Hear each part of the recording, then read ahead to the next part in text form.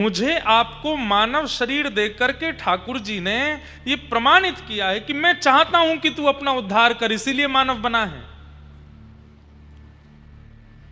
जिसे हम चाहते हैं कि वो अपना कल्याण करे, उसी को हम साधन देते हैं। अब ये कोटा पढ़ने वालों की भूमि है, यहां बहुत सारे बच्चे पढ़ते हैं। उनके माता पिता उनको फैसिलिटीज के रूप में यहाँ रूम्स दिलवाते हैं। कई बच्चे थोड़े धनवान होते तो उनको गाड़ी दिलवा देते हैं, बाइक दिलवा देते हैं, स्कूटीज दिलवा देते हैं। साधन क्यों दिया जाता है? ताकि तुम अपना उद्धार करो, ताकि तुम अपना कल्याण करो। ठाकुर जी के पास कहते हैं भगवान उद्धव से कि मेरे पास सबसे बड़ा साधन देने के वाला अगर कुछ है तो वह है मानव शरीर। मेरे पास सबसे सुंदर तोहफा यही है, जिसमें एक जीव है जो कि किसी भी स्वाद को अपना लेती है, जिसमें दो नेत्र हैं जो किसी भी रंग को देख लेते हैं, जिसमें दो हाथ हैं जो कर्म करते हैं, जिसमें दो पैर हैं जो चल करके एक से दूसरे देश पहुंच जाते हैं, जिसमें बुद्धि है, मन है, इंद्रियां हैं। उद्धव कभी विचार करो, इससे अच्छा मेरे पास कुछ और देने लायक है ही नहीं। मैंने ये दिया, इसका मतलब मेरी बहुत बड़ी कृपा है कि तुम मानव हो। नृदेह माध्यम सुलभम सुदुर्लभम।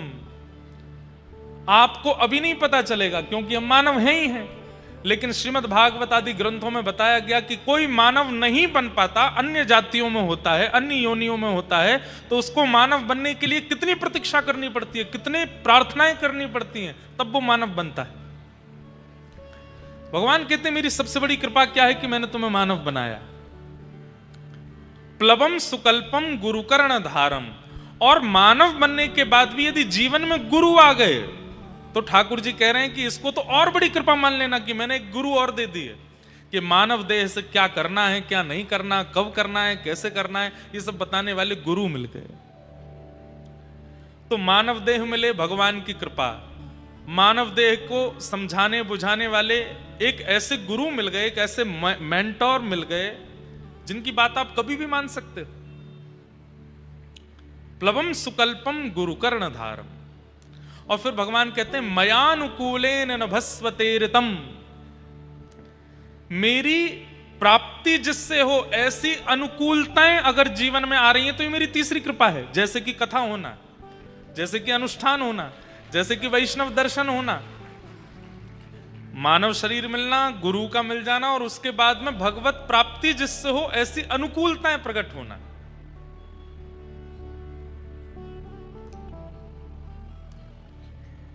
कोटा वालों को ज्यादा प्रतीक्षा करनी नहीं पड़ी कथा के लिए। बहुत सारे बेचारे अब अगर कथा लेने आते हैं तो 2 साल बाद की समय मिलती है। लेकिन हमारी एक बड़ी बहन है, सबसे बड़ी बहन, उनका इस परिवार से संबंध है। उन्होंने माँ की तरह हमारा कान पकड़ा कि यहाँ तो जाना पड़ेगा। तो कथा तो कहीं और थी, आज से कथा कहीं और प्रारंभ होनी थी, और जहाँ कथा होनी थी वो 2 साल पहले समय दे चुके थे। बड़ी मुश्किल से फिर हाथ पांव जोड़ करके कि भैया संतों की आज्ञा है, माताजी की आज्ञा है, बहन की आज्ञा है, इसलिए हमको जाना पड़ेगा कोटा। तो कोटा तो 6-7 महीना में ही आ गए हम, नहीं तो बाकी सब जगह तो बहुत। इसमें आप हमारी योग्यता मत समझिएगा, इसमें हम आए हैं इस बात की प्रशंसा नहीं है। मयानुकूलेन नभस्वतेरितम। ठाकुर जी जो उद्धव जी से कह रहे हैं कि मानव का मिल जाना, शरीर का मिल जाना, गुरु का मिल जाना, उसके बाद में मेरी प्राप्ति जिससे हो ऐसे उत्सव कथा सत्संगों का प्राप्त हो जाना, ये मेरी बहुत बड़ी कृपा है मानव के ऊपर। तो कथा तो कहीं और होनी थी, पर ठाकुर जी ने उठा करके सब योजना बनाई, नहीं कोटा में होनी चाहिए, कोटा में जाना चाहिए, कोटा में ये उत्सव होना चाहिए। तो ये बहुत बड़ी कृपा है कि हम आप सब लोगों को मानव देह की उपलब्धि क्या है ये जानने के लिए कथा सुनने को मिल रही है, और वो भी दीपावली के अवसर पर मिल रही है। ऐसे परंपरागत परिवार के द्वारा यजमानत्व में मिल रही है, जो कि श्री वैष्णव परंपरा से हमारे श्री डीडवाना वाले पूज्य महाराज श्री, जिनकी कृपा से ये पूरा परिवार आज श्री वैष्णव परंपरा के अनुगत्य में लक्ष्मी वेंकटेश भगवान श्री राघवेंद्र सरकार की परम कृपा का अनुगमन कर रहा है, उस परिवार की यजमानत्व मिल रही है। एक ये भी होता है कि यजमान अगर शुद्ध नहीं है मन से, विचार से, भोजन से, आचरण से, तो उनके द्वारा कराई गई कथा का भी कभी कभी इम्पैक्ट श्रोताओं पर भी पड़ता है। पर ये परिवार तो परम शुद्ध है, वैष्णव परिवार, उस परिवार के द्वारा ये कथा का क्रम होना और ये सब व्यवस्थाएं बनना, ये सब बहुत बड़े सौभाग्य की बात है। चूकिएगा नहीं, नित्य पधारिएगा, समय से कथा में आ जाया करिएगा, पूरी कथा श्रवण कीजिएगा। छुट्टियां तो रविवार को पूरी हो जाएंगी, पर उसके बाद कथा तो 30 तारीख तक चलने वाली है, तो क्या करोगे? बीमारी की लीव डाल दो अपने ऑफिस में, कॉलेज में, स्कूल में, इंस्टीट्यूट में, काम पर, जहां से भी आप लोग आते हैं, और कोई अगर जॉब करता है, बिजनेस करता है, सब जगह बोल दो, बोलो भैया पटाखे का धुआं चला गया अंदर, डॉक्टर ने मना किया है, अभी 10 दिन का बेड रेस्ट है, हाथ में पटाखा फूट गया है, ऐसा कुछ भी बोल दो। अरे भाई, व्यक्ति अपने घर परिवार के उत्सवों के लिए बहाने बना करके स्कूल से, सब जगह से छुट्टी ले लेता है। हमें तो ऐसा लगता है कि कभी ठाकुर जी के लिए बहाना बना करके छुट्टी लोगे तो ठाकुर जी भी खुश होंगे, वाह हम कुछ हैं, हमारी प्रायोरिटी है, इसीलिए हमारे लिए छुट्टी ली गई है। तो आप सब लोग खूब भाव से पधारिएगा, खूब आनंद के साथ। कोटा, अभी मेरे मन में एक बात आ रही थी कि कोटा को हम लोग मुख्य रूप से, अन्य स्थानों पर रहने वाले कोटा को केवल एक ही बात से जानते हैं कि यहाँ पर बच्चे पढ़ने के लिए आते हैं, यहाँ पर बच्चों की पढ़ाई होती है। मेरे मन में एक बात आई कि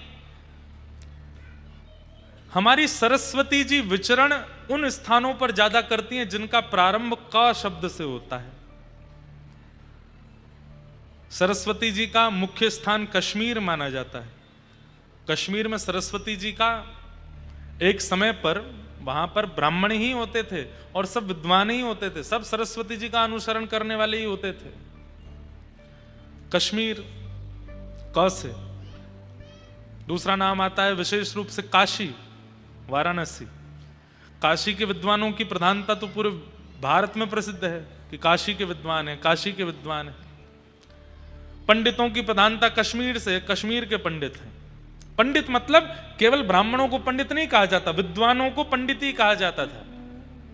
संगीत में निष्णात है उसको भी पंडित कहते हैं, कला में निष्णात है उसको भी पंडित कहते हैं, विद्या में निष्णात है उसको भी पंडित कहते हैं। तो कश्मीर सरस्वती की भूमि, काशी सरस्वती की भूमि, और कालांतर में अब कोटा भी सरस्वती जी की भूमि है। कितने सारे बच्चे यहाँ अपनी तैयारियां करते हैं, अपना भविष्य निर्माण करते हैं। माता पिता कितनी उम्मीदों के साथ बच्चों को यहाँ भेजते हैं, पढ़ लिख करके बच्चे आगे बढ़ते हैं, फिर अपना भविष्य बनाते हैं, अपना पूरा जीवन निर्माण करते हैं। ऐसी ये कोटा की भूमि है। तो सरस्वती तो यहाँ विराजमान है, इसीलिए तो बच्चे यहाँ पढ़ पा रहे हैं। उसमें भी हमारा ये एलन परिवार कितने बच्चों को आश्रय। मैं अभी बता रहा था जब रास्ते में आ रहा था, जो भैया हमको लेने आए, लगभग कथाओं में, बड़े शहरों में जब भी कथा होती है तो कथा का समय यही 3-4 बजे से रहता है, तो शायद इंस्टीट्यूट की छुट्टी होती है, तो कितने सारे बच्चे एलन ग्रुप के जहां भी हैं आते हैं कथाओं में, और आते हैं कथा सुनते हैं। उनकी वो टी शर्ट पे लिखा रहता है, आते हैं कथाओं में बैठते हैं। तो कितने बच्चों का तो यहां से भी जीवन उद्धार हो रहा है। तो ये बहुत बड़े सौभाग्य की बात है कि ऐसे यजमान परिवार के द्वारा ये कथा आयोजित हो रही है, जो स्वयं विद्या देवी की आराधना करते हैं, स्वयं आचार्य परंपरा में सब श्री धारण करते हैं, श्री वैष्णव परंपरा का निर्वहन करते हैं। घर में ठाकुर जी की पद्धति की सेवा होती है, प्याज लहसुन आदि कुछ नहीं बनता है, इतनी शुद्ध पवित्रता रखते हैं।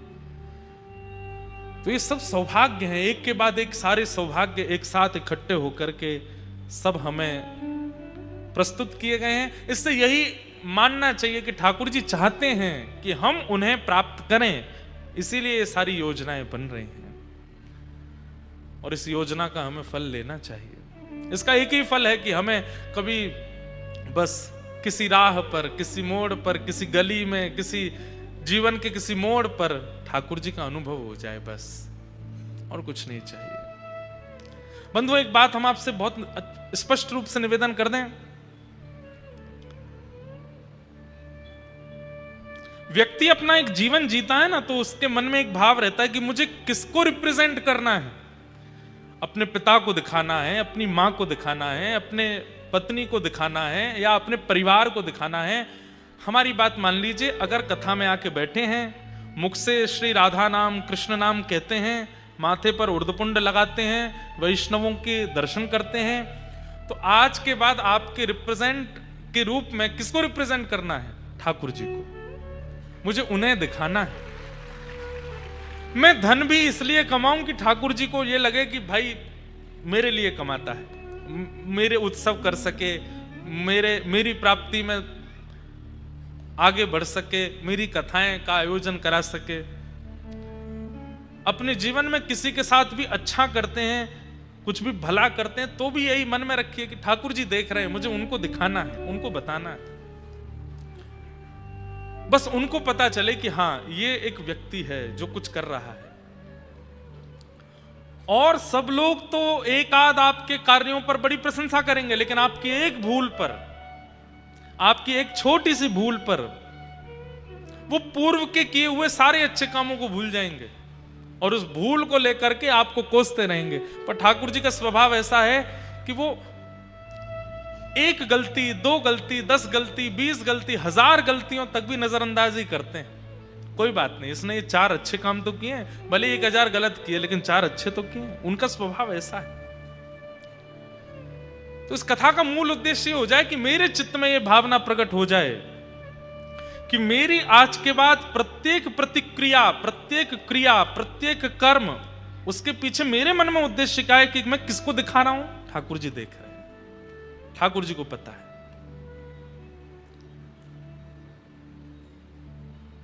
चाहे आप मर्यादावादी हैं, चाहे आप सत्यवादी हैं, चाहे आप भगवतवादी हैं, जो भी हैं, सबके पीछे उद्देश्य रखो कि मेरे ठाकुर जी देख रहे हैं, बस उनको पता होना चाहिए। यही जीवन चरित्र आपके पड़ोस में ही रही हैं मीराबाई, उनका जीवन चरित्र भी ऐसा ही था। सूरदास जी का चरित्र भी ऐसा ही था, रैदास जी का चरित्र भी ऐसा ही। सब भक्तों का एक ही उद्देश्य है, हमें और किसी को नहीं दिखाना, हमारे ठाकुर जी देख रहे हैं, उनको पता होना चाहिए मैं क्या पहन रहा हूं, क्या खा रहा हूं, क्या बोल रहा हूं, कहां जा रहा हूं, किससे मिल रहा हूं, किसके साथ कैसा व्यवहार कर रहा हूं। हर स्थिति में आप ये विचार रखेंगे कि ठाकुर जी को पता चलेगा तो उनको कैसा लगेगा। आपसे कभी पाप कर्म बनेगा ही नहीं, दूषित कर्म बनेगा ही नहीं। व्यक्ति पाप कर्म और दूषित कर्म क्यों कर बैठता है? क्योंकि उसके चित्त से यह बात निकल जाती है कि ठाकुर जी देख रहे हैं, ठाकुर जी को पता है। इसलिए अपने मन में विचार केवल ये करें, ठाकुर जी को सब पता है, ठाकुर जी देख रहे हैं, ठाकुर जी पूछेंगे तो मैं क्या उत्तर दूंगा। उस विचार से अपना जीवन जीना प्रारंभ कर दीजिए, हर दिन आपका आनंदमय हो जाएगा।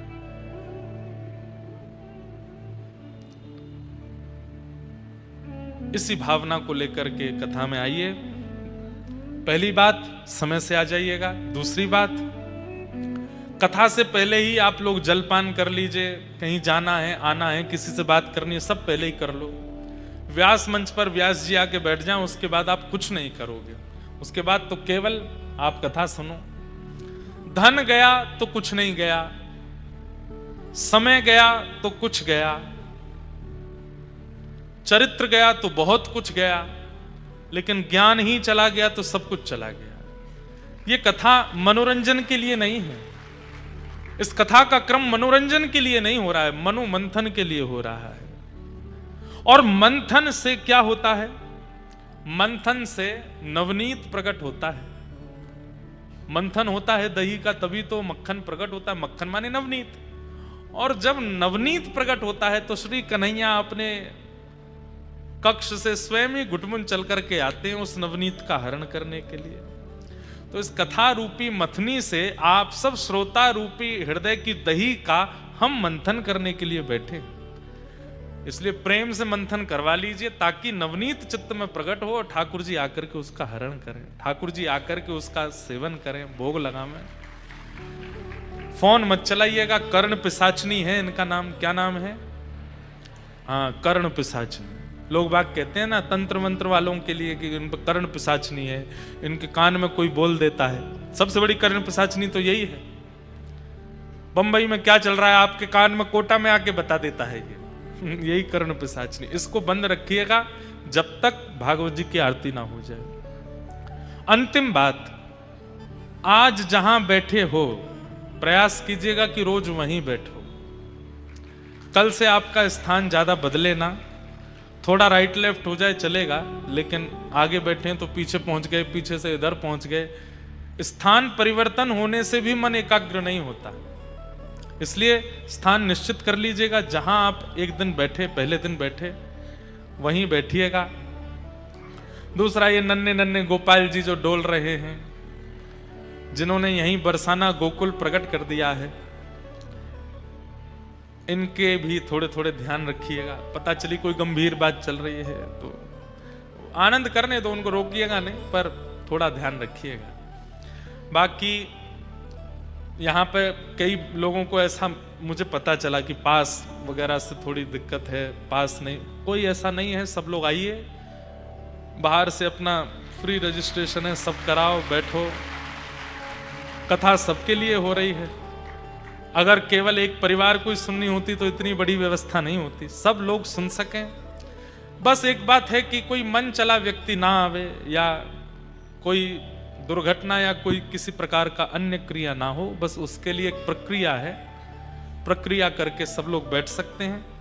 कोई अगर कहे हमको इतना पैसा दो हम पास देंगे, उसका तो भीतर कंप्लेन और कर दीजिएगा, बता दीजिएगा फोन नंबर पर कोई किसी ने हमसे पैसे मांगे हैं। तो इस प्रकार का कोई यहाँ पे क्रम नहीं है। लक्ष्मी मैया की खूब कृपा है, हमें आपसे और अधिक की आवश्यकता नहीं है।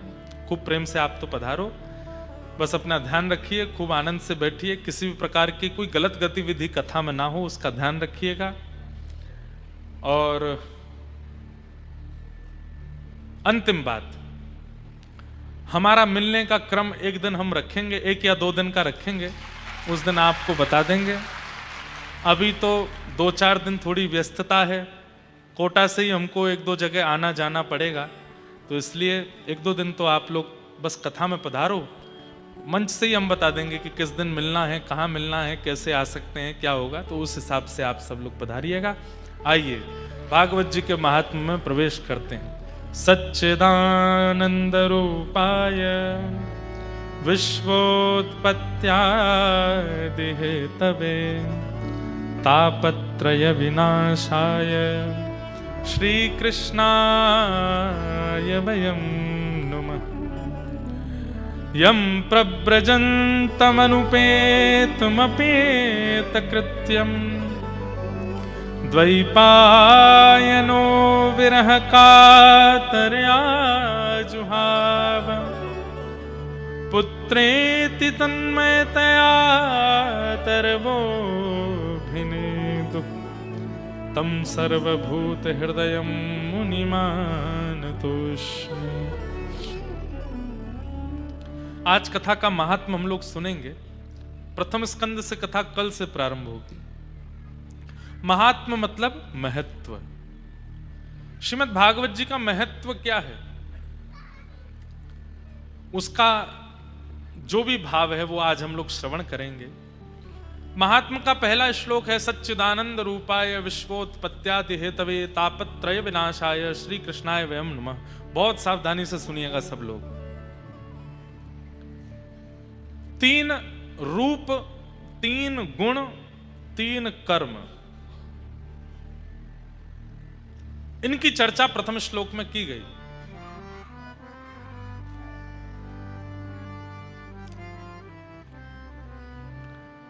भगवान का परिचय क्या है, बहुत ध्यान से सुनिएगा। पहले श्लोक में ही स्पष्ट कर दिया कि ठाकुर जी कौन हैं।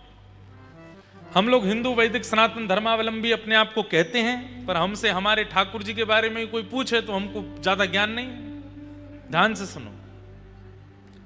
जिनके 3 ही रूप हैं, तीन ही गुण हैं, तीन ही कर्म हैं, वही हमारे इष्ट हैं।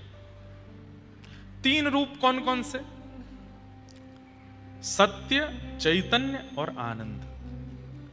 देखिए, रूप और स्वरूप ये दो बातें होती हैं। मैं हर कथा में लगभग ये बात कहता हूं, रूप और स्वरूप। हम आप सब लोगों के भी रूप अलग हैं, स्वरूप अलग हैं। अभी आप लोग कथा में बैठे हैं, ये आपका रूप नहीं है, ये आपका स्वरूप है। रूप कब होगा? जब वापस घर पहुंच जाओगे, घर जाकर के अपने वस्त्र उतार के घर के कपड़े पहन लोगे और बिल्कुल कोई उसमें फॉर्मेलिटी नहीं है, बिल्कुल अनफॉर्मल हो जाओगे। कभी बिस्तर पर पड़े हैं, कभी कहीं खा रहे हैं, कहीं भी बैठे हैं, किसी के थाली में से खा लिया, किसी से कुछ भी कह रहे हैं, वो आपका रूप है, वो आप वास्तविकता में हो। लेकिन घर से बाहर निकलते ही आप स्वरूप धारण करते हो, जो आप नहीं हो वो बनते हो। रूप और स्वरूप। भगवान के स्वरूप कितने हैं? भगवान के स्वरूप अनंत हैं। कभी वही सुदर्शन चक्र लेकर के आ जाते हैं, वे कभी गिरिराज जी का धारण कर लेते हैं, कभी मोर मुकुट वंशी वाले बन जाते हैं, कभी शेषनाग पर पड़ जाते हैं, कभी शंख चक्र गदा पद्म धारण करके चतुर्भुज रूप धारण कर लेते हैं, कभी कच्छप बन जाते हैं, कभी कूर्म बन जाते हैं, कभी मत्स्य बन जाते हैं, कभी वराह बन जाते हैं, कभी नृसिंह बन जाते हैं, कभी परशुराम बन जाते हैं। स्वरूप अनेक धारण करते हैं, पर रूप उनके तीन ही हैं, सत्य, चैतन्य और आनंद। हम सब भी अनेक स्वरूप धारण करते हैं। ऑफिस जाते हैं तो वहां हम अलग हैं, मायके जाते हैं वहां हम अलग हैं, ससुराल जाते हैं वहां हम अलग हैं, मित्र के यहां जाते हैं वहां हम अलग हैं, लेकिन अपने घर में अपनी पत्नी, अपने बच्चे और अपने परिवार के साथ हम अलग हैं। सब जगह हमारे भी स्वरूप अलग हैं, पर अपनों के साथ जो हम होते हैं वो हमारा रूप है, वो हम वास्तविकता में हैं।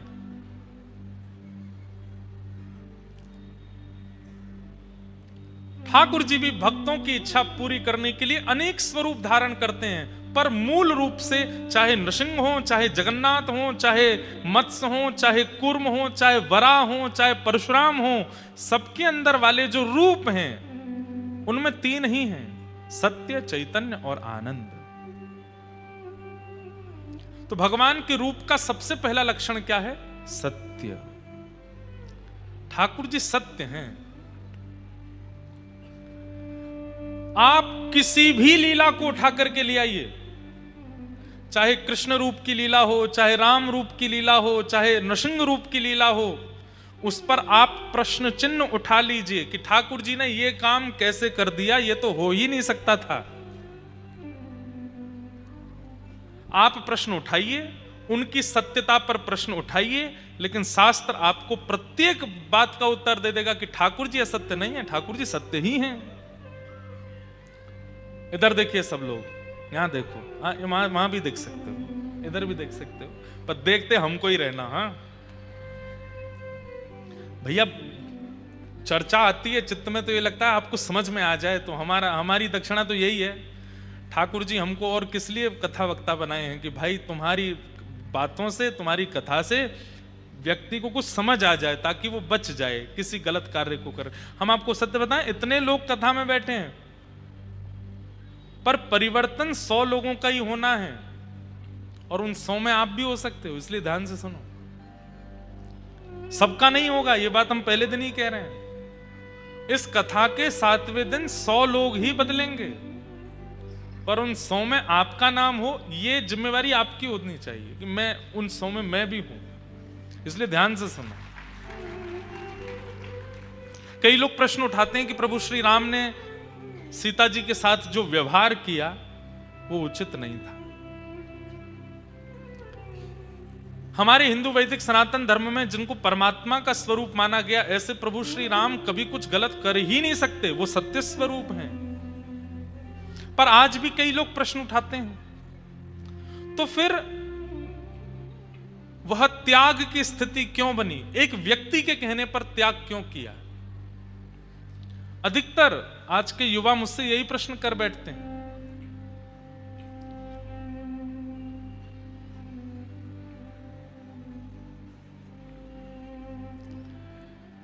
दक्षिण भारत में एक राजा थे, ध्यान से सुनना। उनकी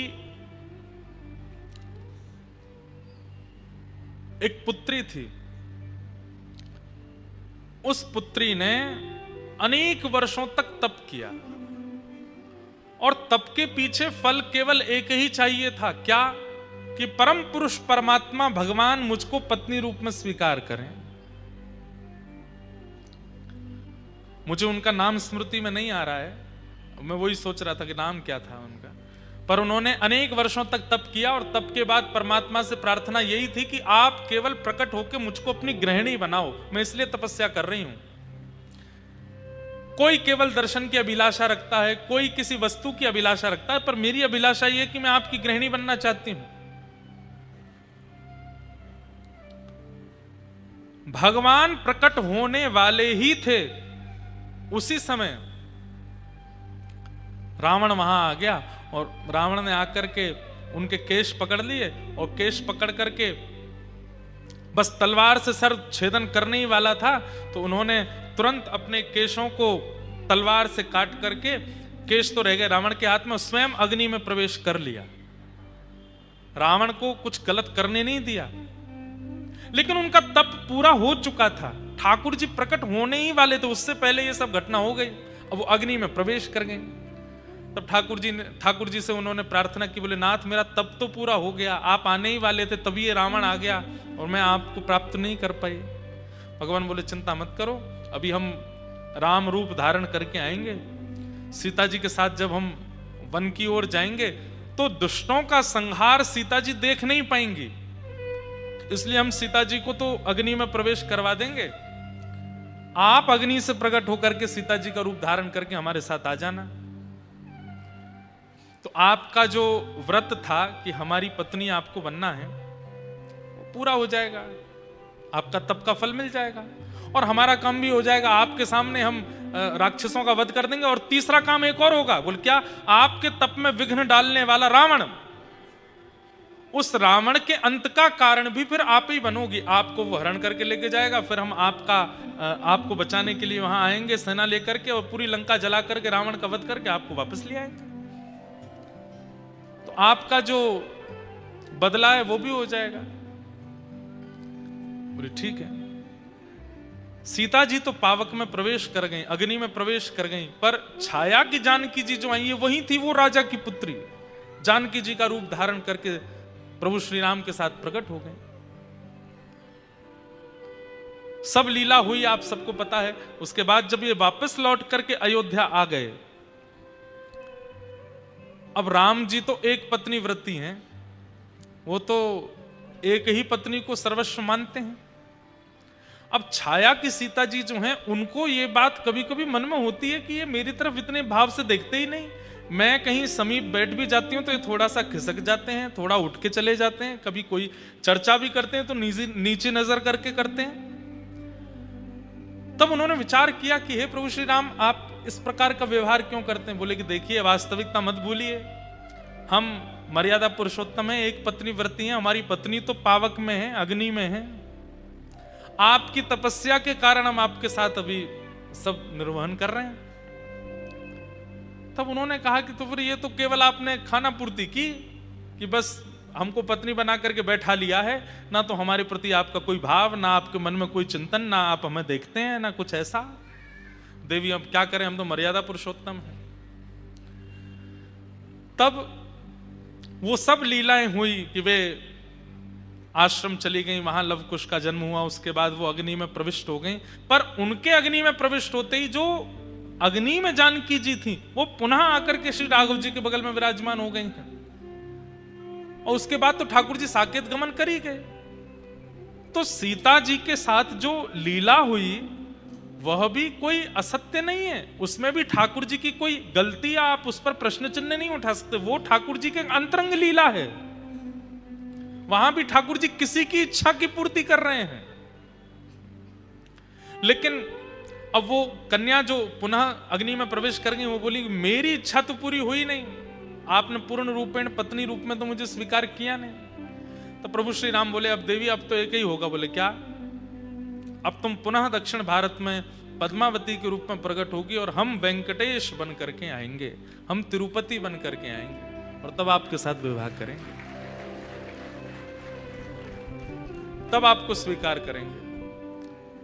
तो लक्ष्मी जी किसी बात से रूठ करके कोल्हापुर चली गई और उस बीच में फिर वेंकटेश भगवान का विवाह पद्मावती जी के साथ में हो। ये पद्मावती जी तीसरे जन्म में आकर के, तीसरे स्वरूप में आकर के वेंकटेश भगवान की गृहिणी के रूप में विराजमान हो। पूरी दुनिया में किसी भी शास्त्र में आप ठाकुर जी के किसी भी विषय पर अगर प्रश्न उठाते हैं उसका उत्तर है, और अंत में आकर के ठाकुर जी ही सत्य घोषित हो जाएंगे, आप उनको असत्य घोषित नहीं कर सकते। वो कब कहां कौन सी लीला किस तरीके से कैसे संपादित कर रहे हैं ये वही जानते हैं, या उनका अनुसंधान करने वाले वैष्णव जन जानते हैं। तो ठाकुर जी का पहला रूप क्या है? सत्य। वो असत्य नहीं हो सकते। वो जहां कहीं भी जो कुछ भी कर रहे हैं सब में सत्य विराजमान है। ठाकुर जी का पहला रूप है सत्य। ठाकुर जी का दूसरा रूप क्या है? चैतन्य। हमारे पीछे श्रीनाथ जी विराजमान हैं। कोई इन्हें प्लास्टिक का समझे, कोई लकड़ी का समझे, कोई कार्डबोर्ड का समझे, ये बहुत बड़ा अपराध है। ये चैतन्य ही है, साक्षात चैतन्य है। अब इनकी बात ऐसी है, मैं एक बात बताता हूं कथा में। बचपन में जो आप लोग यहां बैठे हैं, आप सबने एक खेल खेला होगा, बर्फ पानी खेला है? खेला है?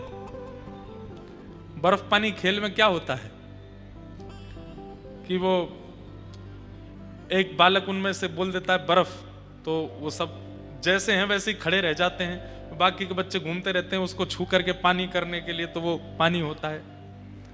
एक और खेल हम लोग खेलते थे, उसमें 10 तक गिनती गिनता है एक बालक, 1 2 3 4 10 तक गिनती करे, फिर वो कहता है स्टैचू, और जितने बच्चे खड़े होते हैं वो सब कुछ कुछ बन जाते हैं। कोई हाथ ऊपर करके, कोई नृत्य करता हुआ, कोई बैठ करके। अब टास्क क्या है? जिसने गिनती गिनी है उसको कहा जाता है अब तू हम में से किसी को हंसा के दिखा। अगर एक भी हिल गया तो जो हिलता जाता है वो बाहर होता चला जाता है, और जो सबसे पहले हिलता है फिर 10 नंबर तक वो गिनता है जाकर के। ठीक वैसे ही हम तो वो व्यक्ति हैं जो गिनती कर रहा है 10 तक। 100 तक गिनती होती है हमारी। 100 तक मतलब 100 साल की गिनती है, जन्म से प्रारंभ हो जाती है। और ठाकुर जी हमारे साथ वही खेल खेल रहे हैं, स्टैचू बन के खड़े हैं, बोले अब तुम वो हंसा के दिखा, अब तुम वो हिला के दिखा। तो में सामर्थ्य है तो अपने नाम जप से, अपनी भक्ति से, अपनी परिक्रमा से, अपने तप से, अपने बल से, अपने प्रसाद से, अपने भजन से, अपने नृत्य से, अपने गायन से, काऊ से भी मुंह को हिला के दिखा दे। पर ठाकुर जी इतना अद्भुत खेल खेलते हैं, हम कुछ भी कर दें वो यूं ही खड़े रहते हैं, हिलते ही नहीं है। इसका मतलब क्या है? अगर सामने वाला बालक हिल नहीं रहा है, इसका मतलब तुम्हारी तरफ से एफर्ट हुआ ही नहीं है, तुम उसको हंसा ही नहीं पाए हो, तुम ऐसा कुछ कर ही नहीं पाए कि वो हंसे। लेकिन गिनती 100 साल की ही है, और वो 100 भी पूरे नहीं हो रहे हैं आजकल। 80-90 से पहले ही टपक जा रहे हैं हम लोग। भगवान जड़ नहीं है, वो चैतन्य ही है, पर हमारे लिए जड़ बन के खड़े हैं कि तुम्हारे लिए टास्क है कि मेरे जड़त्व को तुम चैतन्य बना करके दिखाओ। श्रीनाथ जी चैतन्य नहीं हुए? कितनी बार चैतन्य हुए, आज भी चैतन्य होते हैं। कुम्मन दास जी के लिए चैतन्य हुए, सूरदास जी के लिए चैतन्य हुए, छीत स्वामी जी के लिए चैतन्य हुए, भक्तिमती मीराबाई के लिए चैतन्य हुए, रैदास जी के लिए चैतन्य हुए, हमारे लिए नहीं हुए। क्यों? क्योंकि हमने पहले ही मान लिया है कि ये जड़ ही हैं, ये मूर्ति ही हैं, ये धातु ही हैं, ये पत्थर ही हैं। नहीं, श्रीमद् भागवत में स्पष्ट कर दिया महात्मा में पहले ही कि ठाकुर जी कौन है? चैतन्य। उनके प्रति चैतन्य बुद्धि ही रखो, जड़ भाव मत लाओ, वो चैतन्य है। लेकिन हमें जड़ की तरह प्रतीत हो रहे हैं। इसका मतलब क्या है कि हमारी बुद्धि और इंद्रियों ने इंद्रियों की इतनी क्षमता नहीं कि हम उनके चैतन्य का अनुभव कर पाए, इसलिए हमें जड़ ही लगते हैं। और ये दो बातें हैं, ठाकुर जी को सत्य स्वरूप मान लो, ठाकुर जी को चैतन्य स्वरूप मान लो, तो तीसरा स्वरूप आपको मानना नहीं पड़ेगा, ठाकुर जी अपने आप प्रकट कर देंगे, आनंद। फिर आनंद ही आनंद लगेगा। चलते फिरते, उठते बैठते, खाते पीते, हंसते सोते जागते, हर स्थिति में केवल आनंद का अनुभव होगा। हमारे संत महात्मा इतने कष्टों के बाद भी इतने आनंद में क्यों रहते हैं? क्योंकि वो ठाकुर जी को सत्य और चैतन्य स्वरूप मान चुके हैं, इसलिए आनंद का अनुभव होता है। हम अभी भी उनको जड़ मानते हैं, इसलिए हमको आनंद नहीं, दुख होता है, कष्ट होता है, पीड़ा होती है, ग्लानि होती है, आत्मग्लानि होती है, ना जाने क्या क्या ये सब भाव। ये संतों को क्यों नहीं आते, हमको ही क्यों आते हैं ये सारे भाव? क्योंकि हम ठाकुर जी के प्रति जड़ बुद्धि रखते हैं, असत्य बुद्धि रखते हैं।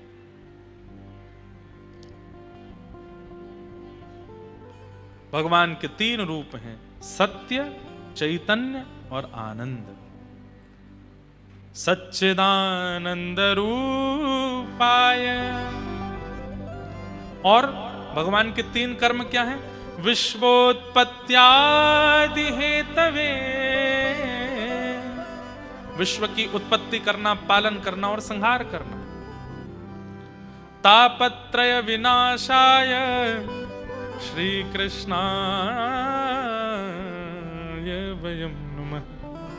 तापत्रय विनाशाय, तीन प्रकार के ताप यानी कि कष्ट हम सबके जीवन में आते हैं, आदिदैविक, आदि भौतिक, आध्यात्मिक। तीन प्रकार के ही कष्ट हैं हमारे जीवन में। सबसे पहला कष्ट देह का, शरीर को बीमारी हो जाना, रुग्ण हो जाना, कष्ट हो जाना, पहला कष्ट का कारण। दूसरा कष्ट का कारण क्या है? आदिदैविक, प्रकृति के द्वारा कष्ट हो जाना, सर्दी की वजह से, धूप की वजह से, वर्षा की वजह से, बाढ़ की वजह से, भूकंप की वजह से, आदिदैविक। और तीसरा कष्ट का कारण होता है अपनों की वजह से, मित्र की वजह से, पत्नी की वजह से, पिता की वजह से, बच्चों की वजह से, पड़ोसियों की वजह से। ये तीन ही दुख के कारण है हमारे संसार में, और चौथा कोई दुख का कारण नहीं। आदिदैविक, आदि भौतिक, आध्यात्मिक। या तो खुद से दुखी, या अपनों से दुखी, या प्रकृति से दुखी। चौथा कोई दुख का कारण नहीं है। इन तीनों प्रकार के तापों का ठाकुर जी क्या करते हैं? उपशमन करते हैं। कितनी अच्छी बात है कि कष्ट दूर नहीं होते, कष्ट तो आते हैं, पर उन कष्टों से होने वाली जो स्थिति है वो स्थिति दूर हो जाती है। शारीरिक कष्ट होगा पर इतने विचलित नहीं होगे आप, अपने कष्ट देंगे पर विचलित नहीं होगे आप, प्रकृति से कष्ट मिलेगा लेकिन विचलित नहीं होगे आप। ये विचलनता ना होना, ये एक भक्त का स्वरूप है। मीराबाई के जीवन में कष्ट नहीं था, आप ऐसा नहीं मान सकते, पर जीवन में आने वाले कष्टों पर मीराबाई दुखी नहीं होती थी, ये बात आप मान सकते हो। और भक्त ऐसा ही हो जाता है, कष्ट आने बंद नहीं होते, कष्टों से जूझना सीख जाता है, कष्टों से लड़ना सीख जाता है। गैर भक्ति पथिक कैसा होता है? उसको नमक का भी अंदाजा होता है। वो नमक अच्छा नहीं है तो भी भोजन नहीं करेगा, बिस्तर अच्छा नहीं है तो सोएगा नहीं, कपड़े ब्रांडेड नहीं है तो पहनेगा नहीं। ये गैर भक्ति पथिक का स्वरूप होता है। पर भक्ति मार्गी व्यक्ति कैसा हो जाता है? भोजन चाहे जैसा भी हो, तन को खिलाना है ताकि वो स्वस्थ रहे, वो पालेगा। व्यवस्था चाहे जैसी हो, वो बैठ जाएगा, मुझे बैठना है। वस्त्र चाहे जैसे भी हो, तन ढकना है, पहन लेगा, ऐसी स्थिति में आने लग जाएगा। ये भक्त का स्वरूप होता है।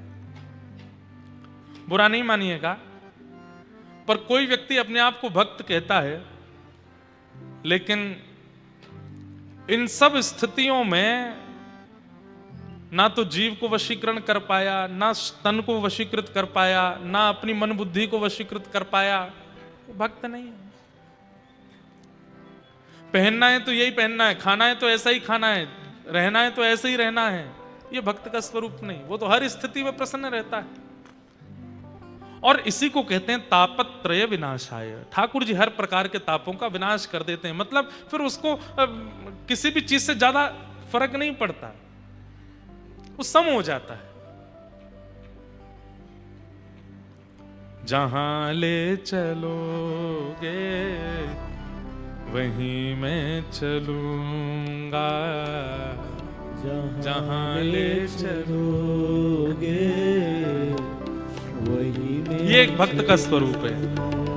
वो ऐसा नहीं कहता कि मुझे 98% ही चाहिए, वो ऐसा नहीं कहता कि मुझे मुंबई में ही घर चाहिए, वो ऐसा नहीं कहता कि मुझे यूएस ही जाना है पढ़ने के लिए। वो कहता है कि नाथ प्रयास मैं कर रहा हूं, प्रयास मैं करूंगा, पर मेरे लिए जो उचित हो वो आप दीजिएगा, और आप जो देंगे उसमें मैं कुछ किंतु परंतु नहीं करूंगा, मुझे सब स्वीकार है। ये एक भक्त का स्वरूप होता है। वो अपनी जिद थोपता नहीं है ठाकुर जी के आगे जाकर के। जहां नाथ रख दोगे, जहां नाथ रख दोगे, जहां नाथ रख दोगे, जहां नाथ रख दोगे, ओ वहीं मैं रहूंगा, जहां ले चलोगे वहीं मैं चलूंगा, जहां ले चलोगे वहीं मैं चलूंगा। ओ ये जीवन समर्पित चरण में तुम्हारे, तुम ही मेरे सर्वस्व, तुम ही प्राण प्यारे। ये जीवन का ये समर्पित चरण में तुम्हारे, तुम ही मेरे सर्वस्व, तुम ही प्राण प्यारे। ओ ये जीवन समर्पित चरण में तुम्हारे, तुम ही मेरे सर्वस्व, तुम ही प्राण प्यारे। जीवन समर्पित चरण में तुम्हारे, तुम ही मेरे सर्वस्व, तुम ही प्राण प्यारे। ओ तुम्हें छोड़ कर नाथ, तुम्हें छोड़ कर हाँ तुम्हें छोड़ कर नाथ, तुम्हें छोड़ कर मैं किससे कहूँगा, जहाँ ले चलोगे वहीं मैं चलूँगा, जहाँ ले चलोगे वहीं मैं चलूँगा। ओ जहाँ ले चलोगे वहीं मैं चलूँगा, जहाँ ले चलोगे वहीं मैं। श्री राधा रमण लाल की।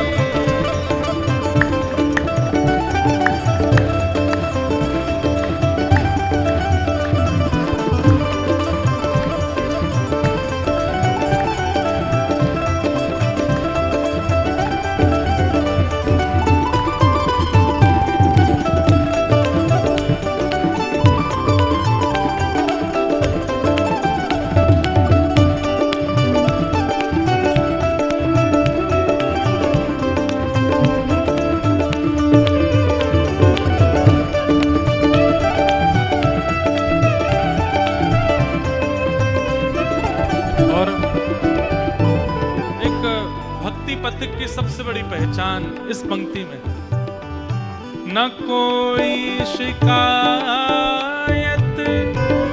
नहीं कोई अर्जी,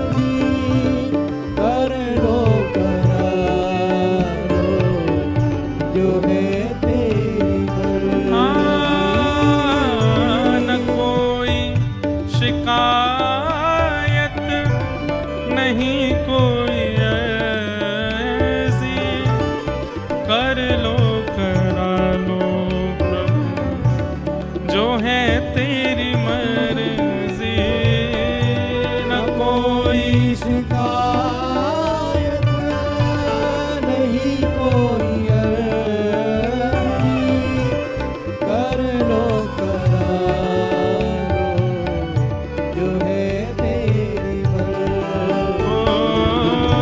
खुशी दो या गम जो भी, खुशी दो या गम जो भी, खुशी दो या गम जो भी, खुशी दो या गम जो भी, मैं प्रेम से सहूँगा जहाँ ले चलोगे वहीं मैं चलूँगा, जहाँ ले चलोगे ओ जहाँ ले चलोगे वहीं मैं चलूँगा। ले चलोगे वहीं मैं चलूँगा। जहाँ नाथ रख दोगे, जहाँ नाथ रख दोगे, जहाँ नाथ रख दोगे, जहाँ नाथ रख ओ दोगे वहीं मैं रहूँगा, जहाँ ले चलोगे वहीं मैं चलूँगा। ले चलोगे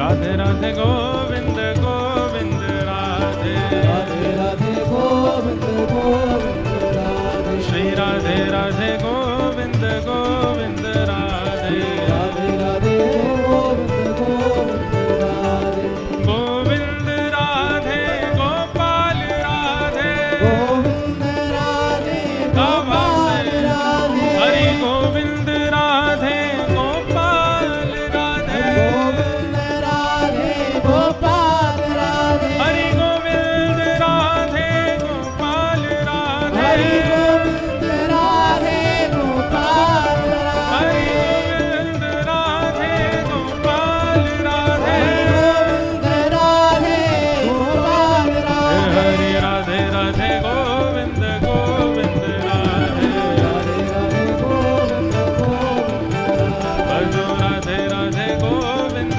गोविंद राधे, राधे राधे गोविंद गोविंद राधे, गोविंद राधे गोपाल राधे, गोविंद राधे गोपाल राधे, हरि गोविंद राधे गोपाल हरि राधे, गोविंद राधे गोपाल हरि राधे, गोविंद राधे गोपाल हरि राधे, गोविंद राधे गोपाल राधे, हरि गोविंद राधे गोपाल हरि राधे, गोविंद राधे गोपाल हे राधे, भजो राधे राधे गोविंद गोविंद राधे, राधे राधे गोविंद गोविंद राधे, राधे राधे गोविंद गोविंद राधे, राधे राधे गोविंद गोविंद राधे, हरि राधे राधे गोविंद गोविंद राधे, राधे राधे गोविंद गोविंद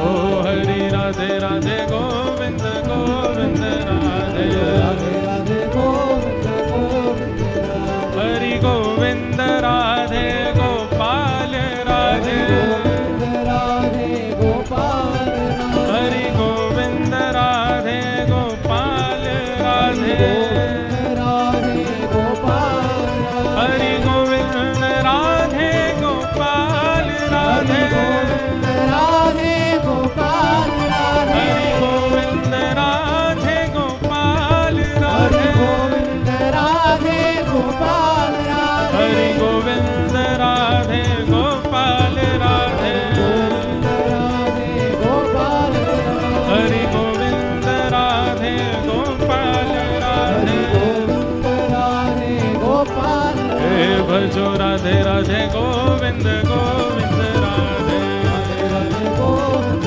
गोविंद राधे, हरि राधे राधे गोविंद गोविंद राधे, राधे राधे गोविंद गोविंद राधे, भजो राधे राधे गोविंद गोविंद राधे,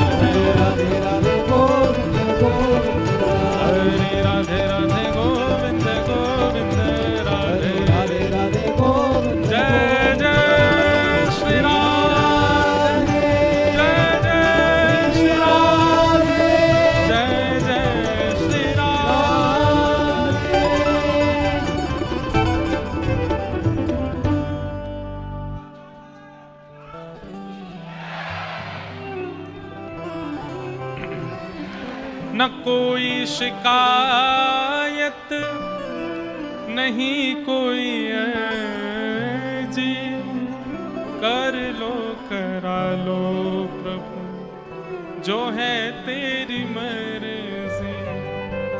खुशी दो या गम जो भी मैं प्रेम से सहूंगा, जहां ले चलोगे वही मैं चलूं। एक संसारी व्यक्ति का और भक्त व्यक्ति का अंदर यही एक बस परिवर्तन है कि संसारी व्यक्ति किसी भी जीवन में घटने वाली घटना को अस्वीकार करता है और उसको बदलने की जिद में लगता है, लेकिन वैष्णव भक्त सबको प्रसाद मानता है कि ठाकुर जी जो कर रहे हैं सब मेरे लिए प्रसाद स्वरूप है, मुझे सब स्वीकार है।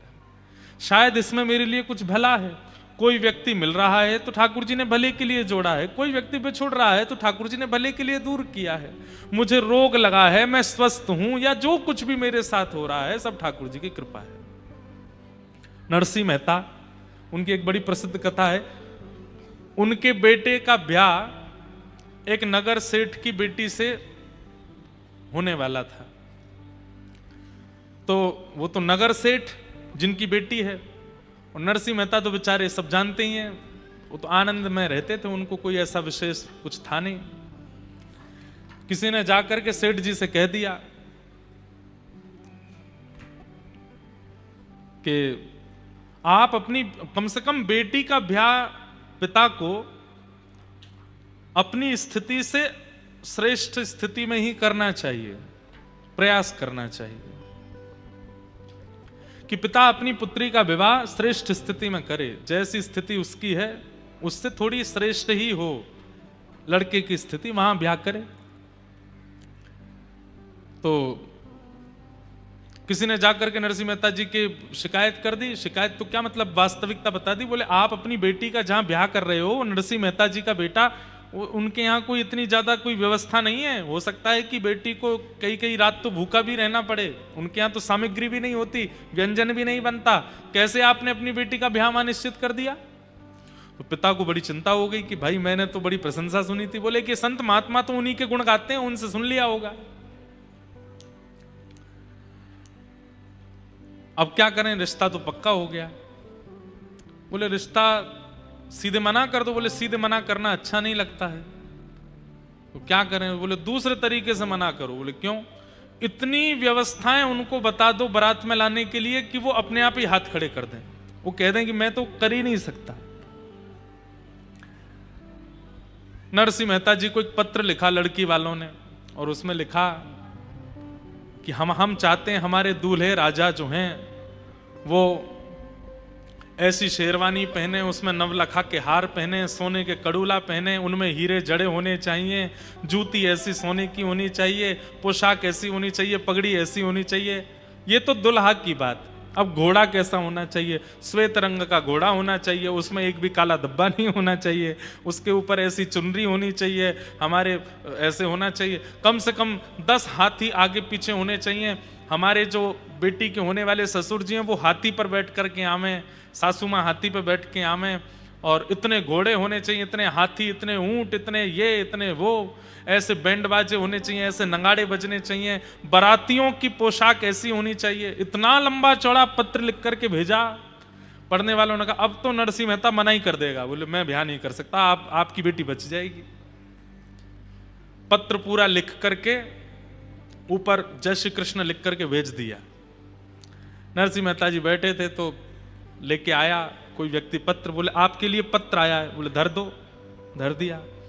पत्र उठा करके देखा तो उस पर सबसे ऊपर ही लिखा था जय श्री कृष्ण। नरसिंह मेहता बोले ये मेरा पत्र नहीं है भाई, इस पे ठाकुर जी का नाम लिखा है, तो ठाकुर जी का पत्र, दूसरे का पत्र मैं पढ़ता नहीं, ये तो ठाकुर जी का पत्र है।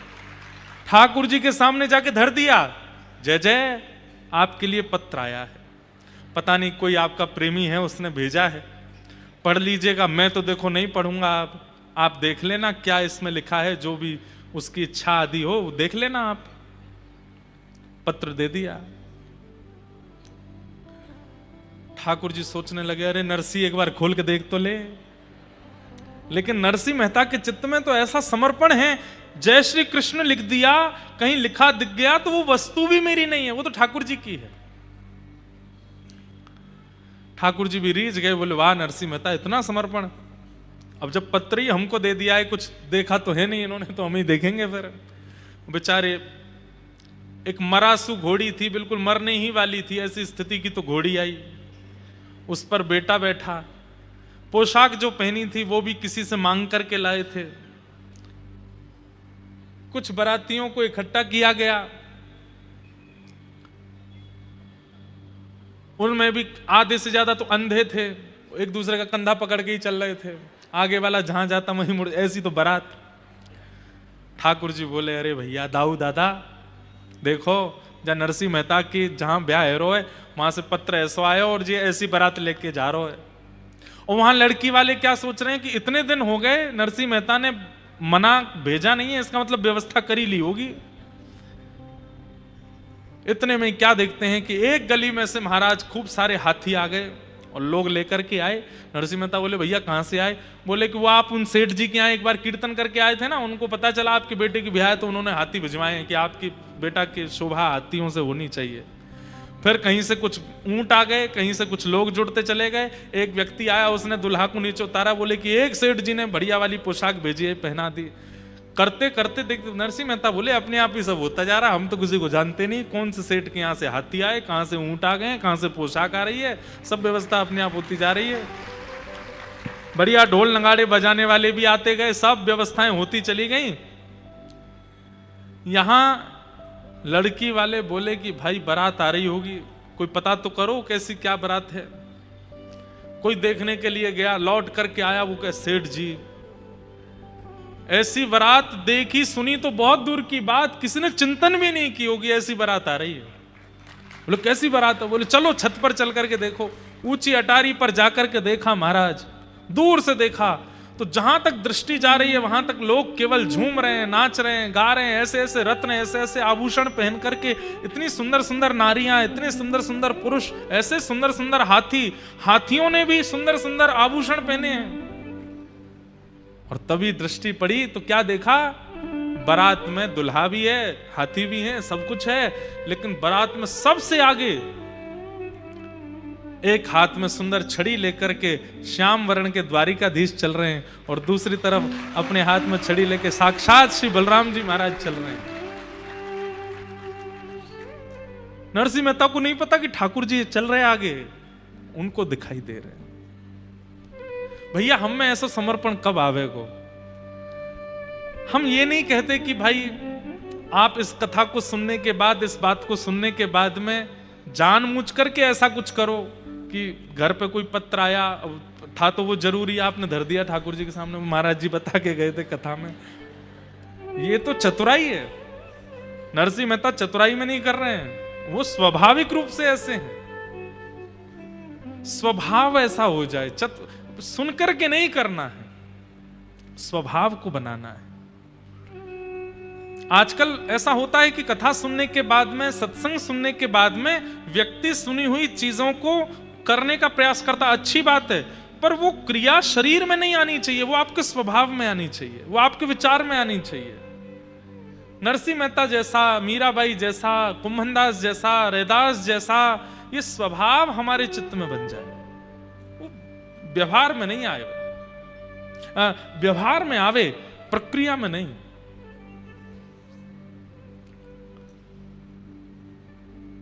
तापत्रय विनाशाय, जीवन में तो हर प्रकार की परिस्थिति ठाकुर जी देते हैं, लेकिन उस परिस्थिति में आपका रिएक्शन एक्शन क्या होता है उसको ठाकुर जी देखते हैं। इसलिए उस समय सावधान रहो। और विशेष रूप से जब विपरीत परिस्थिति आती है, जो आप नहीं चाहते वो जीवन में जब आता है, उस समय तो जितना हो सके धैर्य रखिए। बंधुओं ये कथा, ये सत्संग, ये मैं फिर कह रहा हूं, ये उसी स्थिति की प्रैक्टिस कराई जा रही है। वो स्थिति जब आवे, क्योंकि आवेगी सबके जीवन में, बचेगा कोई नहीं, आवेगी। बस उस स्थिति में हम विचलित ना हो, परेशान ना हो, व्यथित ना हो। हम आपको कथा सुनाते हैं सुनकर के ट्रेंड हो, हम खुद कथा कहते हैं, हम खुद जानते हैं कि मेरे जीवन में भी कभी ना कभी कुछ ना कुछ विषम परिस्थिति आ सकती है। उस विषम परिस्थिति में मुझे क्या करना है? जो मैं बोल रहा हूं वही करना है, प्रसाद मान करके स्वीकार करना है। ठाकुर जी का प्रसाद है।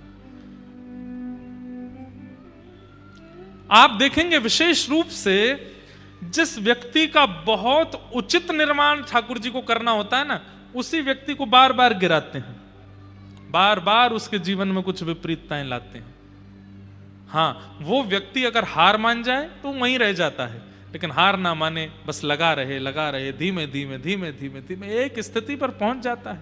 आज जिनकी भी गाथाएं आप सुनते हो, चाहे वो धन में श्रेष्ठ हो, चाहे वो भक्ति में श्रेष्ठ हो, चाहे वो ज्ञान में श्रेष्ठ हो, उसके पूर्व जीवन को जब आप देखेंगे तो संघर्ष बहुत है। बिना संघर्ष के नहीं बना कोई। संघर्ष सबके जीवन में आता है, तन का, मन का, बुद्धि का, जीवन परिवारियों का, पर उस स्थिति में जो व्यथित ना हो, ठाकुर जी को वो प्रिय है। पूरी गीता में ठाकुर जी क्या समझा रहे हैं अर्जुन को? यही तो समझा रहे हैं, व्यथित मत होना अर्जुन, बस करते चलो। ऐसे श्री कृष्ण को हम बारंबार प्रणाम करते हैं, जिनके 3 रूप हैं, 3 गुण हैं और 3 प्रकार के दुखों से जो मुक्त करते हैं। श्री कृष्णाय वयम नमः। ऐसे श्री कृष्ण को हम प्रणाम करते हैं। भागवत जी के महात्म्य में हम जल्दी जल्दी थोड़ा सुना देते हैं, फिर कथा को विश्राम की ओर प्रथम दिन के सूक्ष्म भाव को करेंगे। 88,000 सौनकादि ऋषियों ने सूत जी महाराज से पूछा, भगवान इस कलिकाल में भगवत प्राप्ति का साधन क्या है? 10, 15, 20 मिनट थोड़ा और शांति से सुनिए। आज बहुत देर से लोग बैठे हैं, हमें पता है थोड़ा विलंब तो हुआ है, लेकिन पहले दिन थोड़ी हमको छुट्टी सी दे दो, हमें कहने दो थोड़ी देर तक।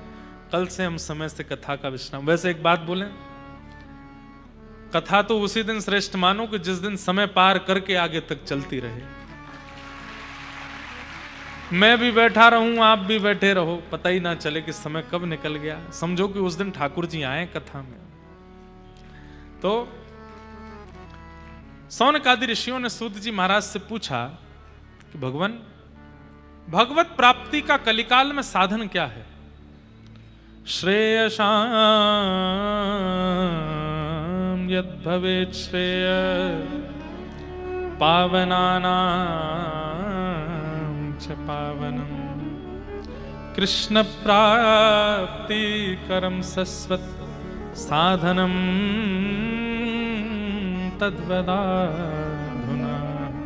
बहुत ध्यान से सुनिएगा। श्रेष्ठ से श्रेष्ठ, पवित्र से पवित्र भगवत प्राप्ति का साधन हमें बताइए। इस कलिकाल में कैसे मिलेंगे ठाकुर जी? ये प्रश्न किन्होंने किया? 88,000 सौनकादि ऋषियों ने सूत जी से किया।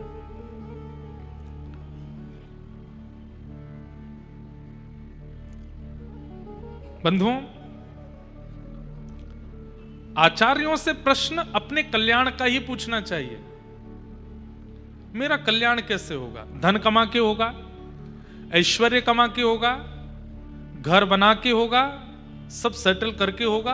कल्याण होगा कैसे? उद्धार होगा कैसे? कभी पूछा है? यहां पर कितने लोग बैठे हैं, हमसे तिगुनी उम्र के भी लोग हैं। इतना जीवन निकलने के बाद कभी स्वयं से पूछा हमारा उद्धार क्या है, हमारा कल्याण कैसे होगा?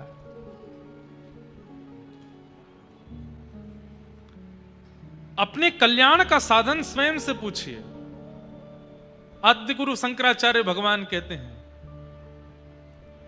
को हम कस्त्वम कुत आयात को में जननी कामे तात।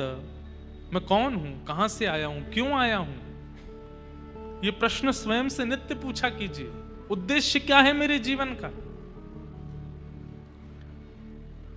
धन कमाना उद्देश्य है तो दुनिया में बहुत लोग धन कमाते हैं। सुत दारा और लक्ष्मी पापी के भी होए, पापी भी धन कमाते हैं। यश कमाना अगर जीवन का उद्देश्य होता है, रावण का यश प्रभु श्री राम के प्रादुर्भाव के समय रावण का यश ज्यादा था। यश कमाना भी उद्देश्य नहीं हो सकता। उद्देश्य क्या है, स्वयं से पूछिए।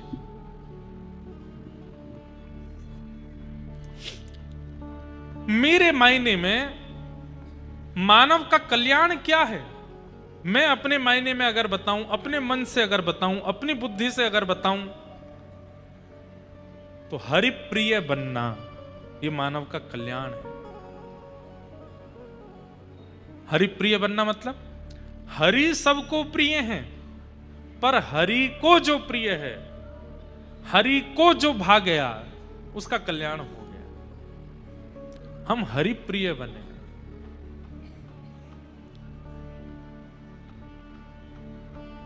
यही कल्याण का साधन है।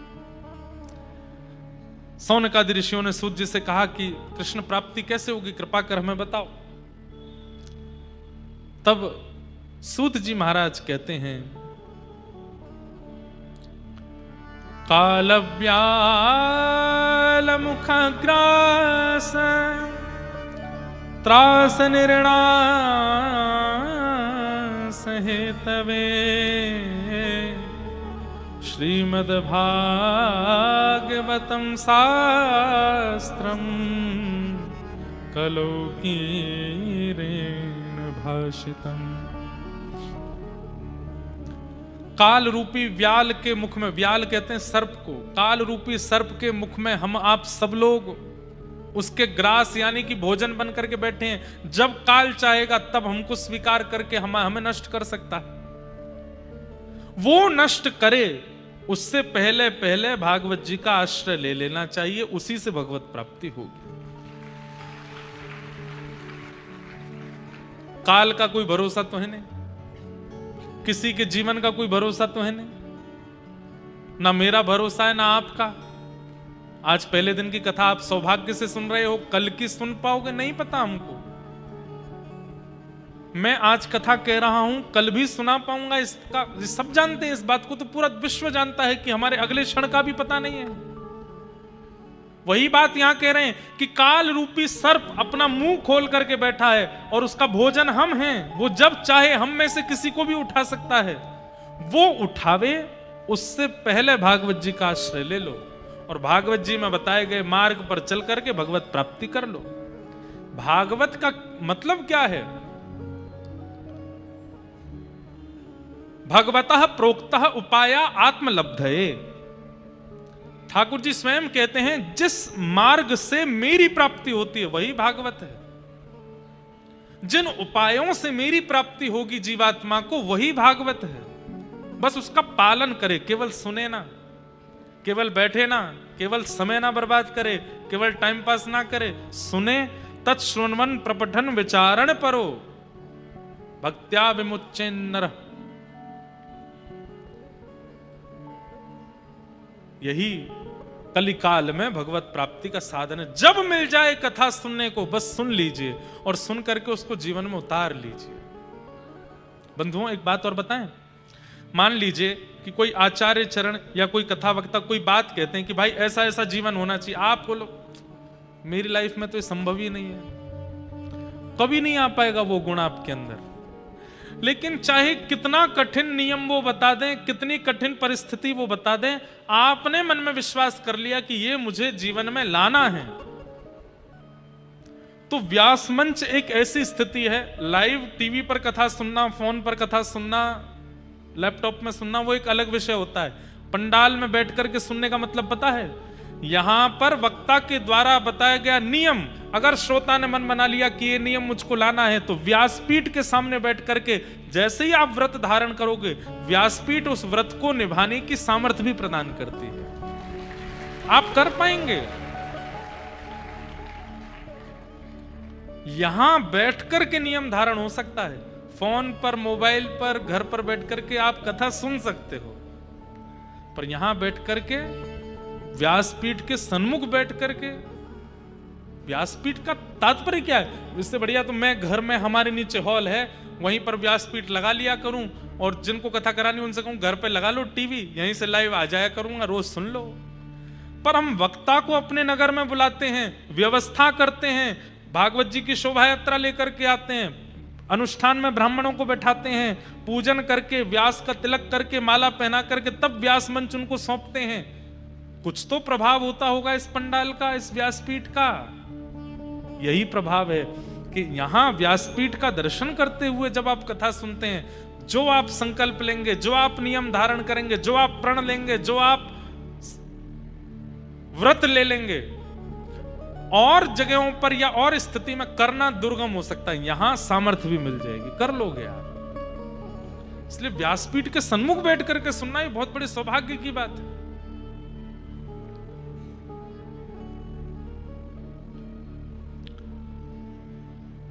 कृष्ण प्राप्ति कैसे होगी कलिकाल में? बोले बस काल आपको अपना आहार बनावे, उससे पहले पहले भागवत जी की सन्निधि ले लो। अब काल हमको कब अपना ग्रास बनाए ये हमें पता नहीं है, इसलिए हर क्षण बस भागवत जी को प्रदान करते रहो, उसी से ही भगवत प्राप्ति संभव हो सकती है। सौनकादि ऋषियों ने कहा कि भागवत की थोड़ी महिमा हमें बताइए। तब बताया कि नारद जी महाराज को सबसे पहले भागवत की कथा सनक सनंदन सनातन सनत कुमारों ने सुनाई। किसके लिए? भक्ति ज्ञान वैराग्य तीनों के लिए। नारद जी महाराज विचरण कर रहे थे पूरे भारत में। जैसे ही वृंदावन पहुंचे तो वहां एक आश्चर्य देखा। एक परम सुंदरी युवती बैठी है, युवा कन्या, और उसकी गोद में दो वृद्ध लेटे हैं। नारद जी बोले, युवा की गोद में दो वृद्ध, कौन है ये दोनों? तब उस युवा कन्या ने कहा, मैं भक्ति हूं और ये मेरे पुत्र हैं ज्ञान और वैराग्य। भक्ति सब करते हैं पर मेरे पुत्रों को अपने जीवन में आश्रय नहीं देते, इसलिए ये दोनों वृद्ध हो गए हैं। भक्ति सब करते हैं, मंदिर सब जाते हैं, शंकर जी पे दूध सब चढ़ाते हैं, पर दूध चढ़ाते क्यों हैं ये नहीं पता। क्यों चढ़ाते हैं दूध? क्यों चढ़ाते हैं पंचामृत शंकर जी पे? ठाकुर जी को पंचामृत का अभिषेक क्यों होता है? भगवान को तुलसी क्यों अर्पित की जाती है? इत्र नैवेद्य क्यों लगाया जाता है? अरे कहां तक कहें, दीपावली पर गणेश लक्ष्मी की पूजा क्यों होती है ये भी नहीं पता हमको। लक्ष्मी नारायण बैठते हैं साथ में, गणेश जी क्यों बैठे हैं यहां पर? अच्छा, हम तो मानते हैं कि राम जी आए थे इसलिए दीपावली मनाते, फिर लक्ष्मी जी की पूजा क्यों होती है? कुछ नहीं पता हम लोगों को। केवल भक्ति कर रहे हैं, भक्ति के पुत्र ज्ञान को पीछे छोड़ दिया है। वैराग्य को तो हम सोचते हैं कि शायद घर छोड़ना ही वैराग्य होता है। नहीं, वैराग्य का मतलब घर का त्याग नहीं होता। वैराग्य का मतलब विषय वस्तु के प्रति आसक्ति का त्याग। भाई, आपके सामने भी बहुत व्यंजन प्रस्तुत किए गए हैं, खाने के, पीने के, देखने के, उपभोग करने के, पर उन वस्तुओं के सन्मुख होते हुए भी आप अपना मन उन पर ना ललचाने देना, इसको वैराग्य कहते हैं।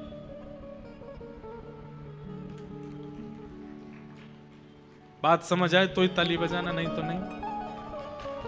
नहीं नहीं, हम ताली बजवाने के लिए नहीं बोल रहे, बात समझ आए तो ही। और ताली क्यों बजानी है? ताली इसलिए बजानी, ओहो ये बात तो मेरे मन में बैठ गई तो ताली बजा, नहीं बैठी तो नहीं बजाओ।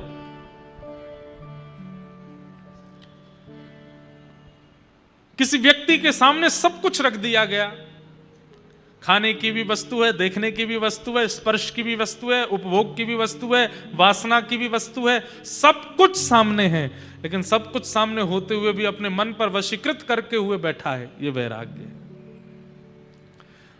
कई बच्चे आते हैं कथा में और वो उन बच्चों से जब पर्सनली मिलो तो वो लोग कहते, मैं कहता हूं अच्छा कुछ गलत तो नहीं करते यूनिवर्सिटी कॉलेज में? नहीं महाराज जी हम तो नहीं करते। सही सी बताओ, कसम है तुमको। रोज तो नहीं करते महाराज जी, पर क्या बताएं, संगत ऐसी मिल जाती है ना, कभी कभी कोई पार्टी हो जाती है, कभी रात में कुछ होता है, कभी स्कूल कॉलेज में यूनिवर्सिटी में कोई फेस्टिवल हो जाता है, तो महाराज जी अब 100 बच्चे करें हम नहीं करें तो फिर दिक्कत होती है, इसलिए उनके साथ कर थोड़ा बहुत कर देते हैं। यहीं तो आप फिसल गए। भाई हम मानवों पे नाटक करना बहुत अच्छा आता है। हम लोग नाटक करने में इतने निपुण हैं कि एक्टर्स को भी फेल कर सकते हैं हम, पर वो सारे नाटक हमारे वहीं होते हैं जहां हमारी इच्छा होगी। जहां हमारी इच्छा नहीं है वहां हम लोग ऐसे दीन दुखियारे बन जाते हैं कि अरे क्या बताएं इन लोगों के बीच में हमको करना पड़ गया। नहीं, विषय वस्तु असंख्य प्रकट हो जाए सामने, लेकिन आपका मन विचलित ना हो, इसको वैराग्य कहते हैं।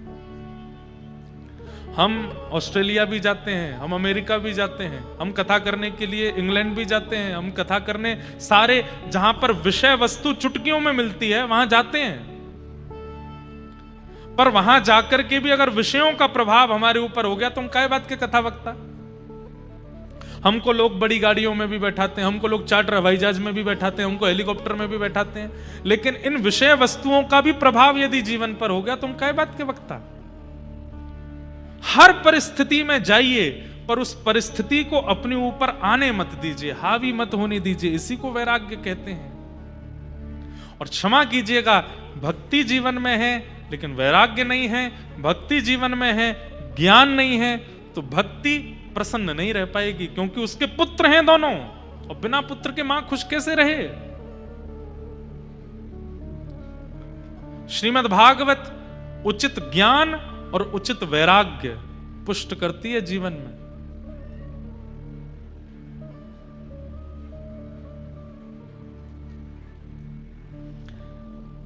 इसलिए ज्ञान वैराग्य वृद्ध पड़े हैं, क्योंकि हम लोग केवल भक्ति को चुनते हैं। नासय रोग हरे सब पीरा, जपत निरंतर हनुमत बीरा, संकट ते हनुमान छुड़ावे, मन क्रम रचन ध्यान जो लावे, सब पर राम तपस्वी राजा, तिनके काज सकल तुम साजा। आगे बोलो। और मनोरथ जो कोई सोई अमित जीवन, चारों युग प्रताप तुम्हारा, साधु संत के तुम रखवारे असुर निकंदन, अष्ट सिद्ध नवनित के दाता अस्वर दीन, जय जय जय हनुमान गुसाई। सबको याद है, पर इसका अर्थ नहीं जानते।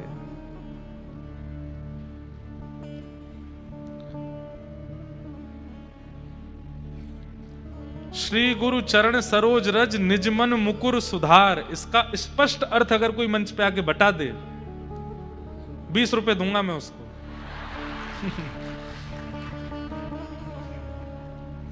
दो 2000 चाहिए क्या आपको?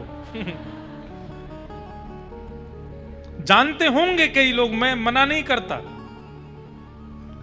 नहीं पता हमको। लक्ष्मी प्रकट हुई हैं समुद्र मंथन से दीप मालिका के दिन, इसलिए लक्ष्मी की पूजा होती है।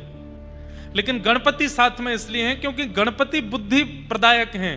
लक्ष्मी अगर बिना बुद्धि के आ जाएगी तो हम लोग उसको कहीं भी खर्च करेंगे, कहीं भी व्यय करेंगे, उल्टा सीधा अपने किसी भी विषय वासनाओं में, अपने किसी भी मनोरंजन में, किसी भी ऐश्वर्याराम में खर्च करेंगे। इसलिए गणेश जी की पूजा साथ में होती है कि हे गणपति, ये लक्ष्मी जीवन में आवे, आप बुद्धि देना कि इनका कहां व्यय करना चाहिए, कैसे इनको रखना चाहिए, कहां इनको, इनसे, इनके द्वारा हमारे जीवन में कोई विघ्न ना हो जाए। क्योंकि लक्ष्मी अतीत में आती है तो फिर व्यक्ति सोचता है कहीं भी लगाओ, कुछ भी करो, जीवन के जितने विषय हैं सब जीवन में आने चाहिए। इसलिए गणेश जी की पूजा होती है कि हे गणेश जी, आप मेरी बुद्धि को, आप मेरे मन को, आप मेरे हाथों को, मेरे कानों को वशीकृत करके रखना, कहीं अति लक्ष्मी आने पर मैं विचलित ना हो जाऊं। गणेश जी की पूजा होती है। बिना ज्ञान के, बिना वैराग्य के अगर आप भक्ति मार्ग चुनेंगे, भक्ति प्रसन्न नहीं रह पाएगी। इसलिए वो ज्ञान नहीं चाहते हम जो रावण के पास है, वो वैराग्य नहीं चाहते हम जो जड़ भरत को हुआ है। हमें वो ज्ञान और वो वैराग्य चाहिए जो व्रज की गोपियों के पास है। वैराग्य है तो ऐसा है कि 6 किलोमीटर दूर मथुरा में कृष्ण हैं, फिर भी मिलने नहीं जाती हैं। और ज्ञान है तो ऐसा है कि वृष्णि नाम प्रवरो मंत्री, कृष्णस्य दैतस् सखा, शिष्यो बृहस्पतिर साक्षात उद्धव, बृहस्पति का शिष्य, जिसकी लच्छेदार वाणी जब निकलती है तो श्री कृष्ण भी सुनते हैं। उस उद्धव को 6 महीने तक बोलने नहीं दिया ब्रज की गोपियों ने। ज्ञान हो तो ऐसा, वैराग्य हो तो ऐसा। त्याग हो तो ऐसा कि अपने प्राण प्रिय श्री कृष्ण को, अगर विश्व उद्धार करने के लिए श्री कृष्ण का मथुरा जाना जरूरी है, तो गोपियां अपने प्राण श्री कृष्ण का त्याग कर देती हैं। भगवान श्री कृष्ण अपनी इच्छा से मथुरा नहीं गए, गोपियों ने भेजा है हमारे उद्धार, हमारे कल्याण के लिए। जब अक्रूर जी ने कह दिया कि अगर कृष्ण केवल वृंदावन में रहेंगे तो आपका उद्धार होगा, लेकिन ये यहां से निकल के बाहर जाएंगे तो पूरे ब्रह्मांड का कल्याण होगा, तब गोपियों ने कहा ठीक है, अगर हमारे प्राणों के हमसे दूर जाने से विश्व का कल्याण होता है तो ले जाओ। कृष्ण नहीं गए हैं, गोपियों ने भेजा है कृष्ण को, जाइए गीता का ज्ञान प्रवाह कीजिए, जाइए उद्धव गीता को प्रकट कीजिए, जाइए अपने ब्रह्म ज्ञान से पूरे विश्व का कल्याण कर दीजिए। नहीं तो गोपियां अगर आंख भर के ठाकुर जी को देख लेती और कहती खबरदार वृंदावन से एक पैर भी बाहर आगे रखा तो। रसखान कहते हैं ताही अहीर की छो हरिया छचिया भरी छाछ पे नाच नचायो। छचिया किसको कहते हैं? हाथ ऐसे करो, ये बीच में जो गड्ढा बना ना हाथ में, इसको छचिया बोलते हैं। क्या बोलते हैं? इसमें छाछ भर लो, कितनी छाछ रुके कि यहां बीच में बस रुक जाए, इतनी छाछ के पीछे इतनी छाछ हाथ में लेकर के गोपियां कहती लाला पिएगो? ठाकुर जी के यहां पीऊंगो, पहले नाच के दिखा। त्रिलोकीनाथ ब्रह्मांड नायक जिनकी भ्रकुटी टेढ़ी करने से भूचाल आ जाता है पृथ्वी पर, वो छचिया भर छाछ के लिए गोपियों के आगे नाचते हैं। ये रसखान कह रहे हैं। गोपियां अगर कह दें श्री कृष्ण को मथुरा नहीं जाना है, कितने भी बड़े परमात्मा हो नहीं जा सकते थे, गोपियों की इच्छा से ठाकुर जी गए।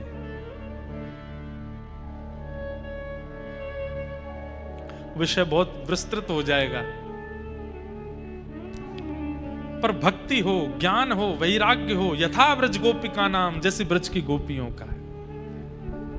गोबर थापती हैं, लेकिन गोबर थापते थापते भी कहती है न खलु गोपिका नंदनो भवान अखिल देहि नाम अंतरात्म दृक्। कन्हैया, हम जानती हैं तुम नंद जी के लाला नहीं हो, तुम यशोदा के लाला नहीं हो। ठाकुर जी डर गए, इनको पता तो नहीं चल गई कि मैं कहीं वसुदेव और देवकी को लाला हूं। गोपियां ठाकुर जी बोले तो फिर मैं कौन को लाला हूं? गोपी बोली अखिल देहि नाम अंतरात्म दृक्, पूरे ब्रह्मांड के समस्त जीवात्माओं के चित्त में रहने वाला वो परम तत्व परमात्मा तुम ही हो, हम जानती। ठाकुर जी बोले इनको तो पता है कि मैं परमात्मा हूं, इनको तो पता है कि मैं ईश्वर हूं, फिर भी मेरे साथ ऐसी बाल लीला कर रही हैं। ठाकुर जी तो गोपियां बोली नाटक करना आप पे ही आता है क्या? हम पे भी आता है। अगर आप बालक बने हो तो हम भी आपके साथ बाल भावी रखते हैं, बाकी जानती हम सब हैं कि आप कौन हो। तो इसलिए भक्ति में ज्ञान और वैराग्य दोनों चाहिए, पर कितने? अति ज्ञान भी नहीं, अति वैराग्य भी नहीं, केवल उतना ही जितना भागवत जी में है। ज्ञान कितना चाहिए कि सही गलत की पहचान, और वैराग्य कितना चाहिए कि सामने कोई भी विषय वस्तु आ जाए मन विचलित ना हो, इतना वैराग्य। बस इसके सहित जब भक्ति में आएंगे ठाकुर जी मिल जाएंगे। तब भक्ति ज्ञान वैराग्य के वर्धन के लिए नारद जी महाराज ने भागवत की कथा कराई। किसने की? सनक सनंदन सनातन सनत कुमारों ने। उस कथा में आते ही भक्ति ज्ञान वैराग्य दोनों पुष्ट हो गए, और श्रीमद् भागवत जी की कथा से ज्ञान वैराग्य की पुष्टि हुई। आत्मदेव नाम के ब्राह्मण थे, धुंधुकारी उनका एक पुत्र था, महान दुष्ट था। उसके दूषित कृत्यों के कारण मां ने प्राण त्याग दिए, पिता ने घर छोड़ दिया। माता पिता को कष्ट पहुंचाने के कारण बालक को मृत्यु के बाद प्रेत बनना पड़ा। ये बात याद रखिएगा बंधुओं। हम बच्चों को तो बहुत समझाते हैं, पर आजकल माता पिताओं को भी समझाने की बहुत जरूरत हो गई है। माता पिता भी बड़े विचलित होते जा रहे हैं हमारे भारत के। बच्चा धुआं उड़ाता है, उससे दिक्कत नहीं है। बच्चा पीला पानी पीता है, उससे दिक्कत नहीं है। बच्चा मांस खाता है, उससे दिक्कत नहीं है, पर पूरे दिन कथा सुनता है, इससे बहुत दिक्कत हो जाती है कई माता पिताओं को। ये ताली बजाने वाली बात ही नहीं है। अरे कोटा वालों क्या कर रहे हो आप? ये ताली बजाने वाली बात है?